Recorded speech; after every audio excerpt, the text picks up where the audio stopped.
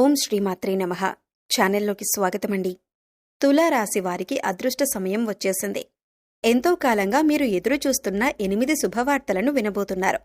ఫిబ్రవరి 28వ తారీఖు తర్వాత ఈ శుభవార్తలు మీ జీవితంలో ఆనందాన్ని తీసుకువస్తాయి. మరి 28వ తారీఖు తర్వాత ఈ రాశివారు వినబోతున్న ఆ శుభవార్తలేంటి?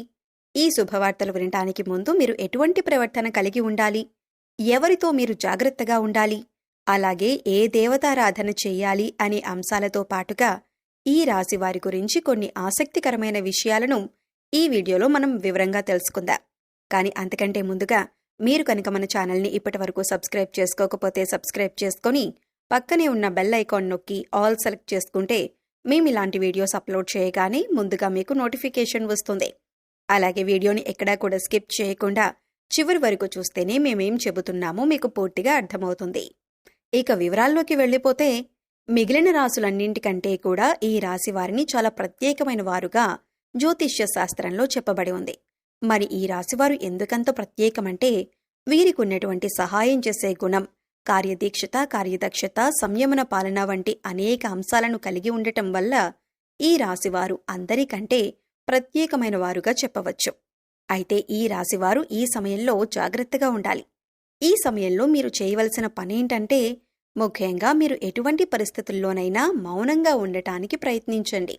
ఇలా కనుక మీరు కొద్దిగా ఓర్పు పట్టి మౌనంగా ఉన్నట్లయితే ఇప్పటిదాకా మీరెవ్వరూ వినని 10 శుభవార్తలు మీరు వింటారని చెప్పటంలో ఎటువంటి సందేహం లేదు.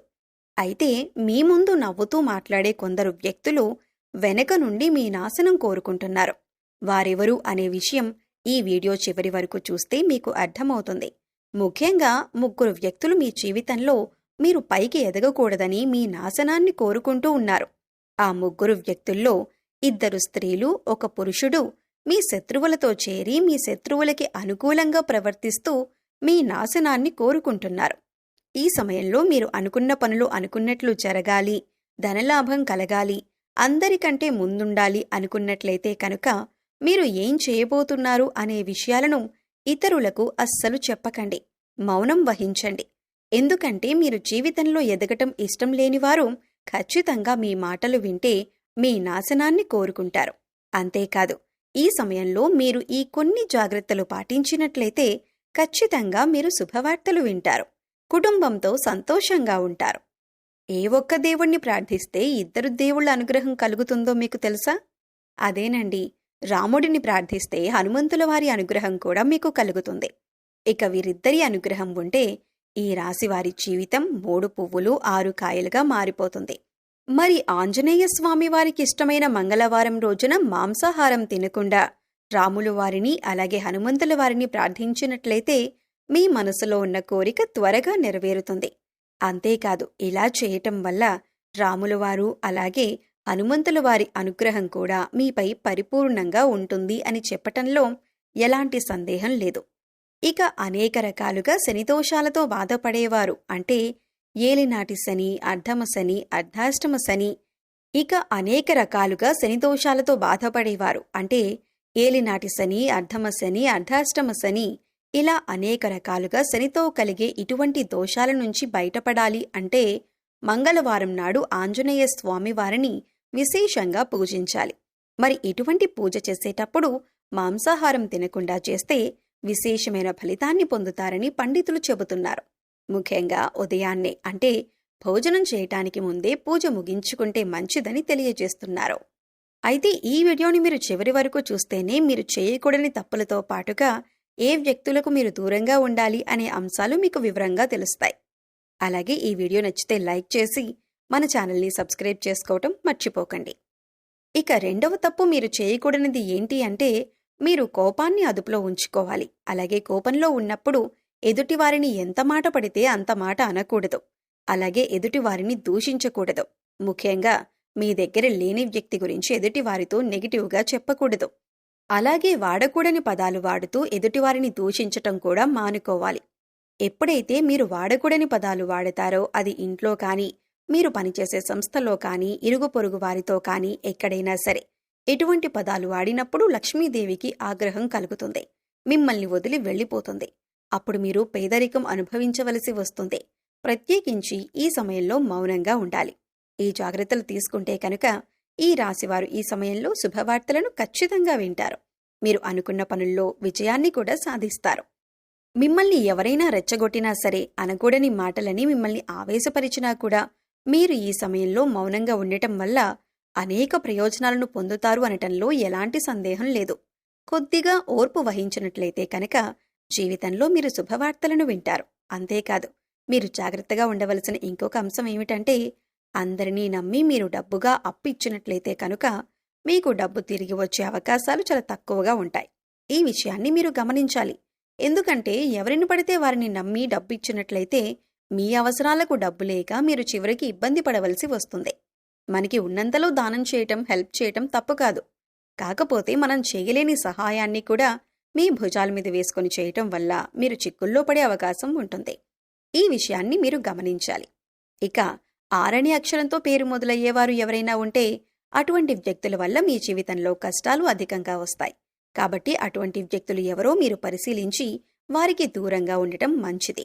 అలాగే కష్టాల్లో ఉన్నవారికి మీకు వీలైనంతగా సహాయం చేయటం వల్ల మీరు అదృష్టాన్ని పొందవచ్చు. అంతేకాదు, ఈ రాశివారు ఎవరినైనా మంచి పొజిషన్కి తీసుకువెళ్ళాలి అనుకుంటే అలా చేసే శక్తి ఈ రాశివారికి ఉంటుంది. వీరికున్న పలుకుబడిని ఉపయోగించి వీరికి కావలసిన వాళ్ళని అందలమెక్కించగలుగుతారు. వీరు ఎవరినీ కూడా గుడ్డిగా నమ్మకూడదు. మీకు ఏదైనా కష్టం వచ్చినా ఎదుటివారితో చెప్పడం కంటే కూడా ఆ దేవుడి వద్ద చెప్పుకోవటం అనేది చాలా మంచిది. అంతేకాదు, ఒక రకంగా దేవుడి దగ్గర చెప్పుకోవటం వల్ల మీ కష్టాలను దేవుడు విని వెంటనే తీరుస్తాడు. ఎందుకంటే ఈ సమయంలో మీకు దైవబలం కూడా అండగా ఉంది. ఇక మీలో ఉండే నెగిటివ్ ఆలోచన కారణంగా, అంటే నేను చేసే పనిలో విజయం సాధిస్తానా లేదా, నేను పనిని కరెక్ట్గా చేస్తున్నానా లేదా అనే ఆలోచనతో ఉండటం వల్ల మీరు చేసే పనిలో పొరపాటు జరిగే అవకాశం ఉంటుంది. అందువల్ల ఎటువంటి నెగిటివ్ ఆలోచన లేకుండా దేవుణ్ణి నమ్మి దైవం మీద భారం వేసి మీరు పనిచేసినట్లయితే ఖచ్చితంగా మీరు విజయం సాధిస్తారు. అలాగే పని ప్రారంభించే ముందు దేవుణ్ణి తలుచుకోవటం మాత్రం మర్చిపోకండి. పి ఇంకా ఎస్ అనే అక్షరాలతో పేర్లు మొదలయ్యే స్త్రీలతో మీరు చాలా జాగ్రత్తగా ఉండాలి. వారిని నమ్మి అన్ని విషయాలను వారితో చర్చించకూడదు. అంతేకాదు, వారికి ఎంత దూరంగా ఉంటారో మీకు అంత మేలు జరుగుతుంది. అలాగే 6 అనే అక్షరంతో పేరు మొదలయ్యే మగవారితో కూడా ఈ రాశివారు దూరంగా ఉండాలి. ఎందుకంటే ఈ ఇద్దరు స్త్రీలు ఇంకా పురుషుడు మీ నాశనాన్ని కోరుకునే వారిలో ఉండే అవకాశం ఉంది. ముందు చెప్పుకున్న విధంగా ఈ అక్షరాలతో పేర్లు మొదలయ్యే ఇద్దరు స్త్రీలు అలాగే ఒక పురుషుడితో మీరు చాలా జాగ్రత్తగా ఉంటే మీ జీవితంలో మీరు ముందుకు వెళతారు.